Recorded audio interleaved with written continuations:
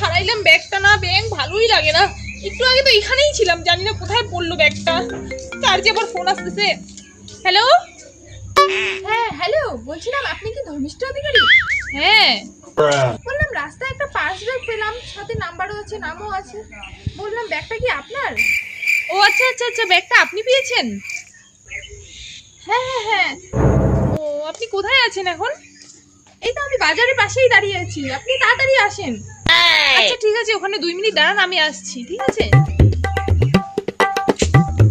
আচ্ছা বলছি, আপনি কি ফোন করেছিলেন? এই যে এই নিন আপনার ব্যাগ। আচ্ছা, আচ্ছা।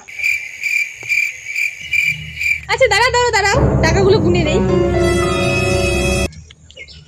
আপনি টাকা গুনছেন কেন? আমি টাকার জন্য এসব করিনি তো, আমার অত টাকার লোভ নেই। আরে দাঁড়াও দাঁড়াও দাঁড়াও, টাকা কমও তো থাকতে পারে, তাই না? 2 5 6 7।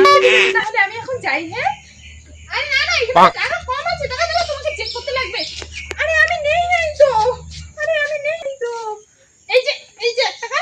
আরে এটা আমারই টাকা ছিল, আমারই টাকা ছিল তো এটা।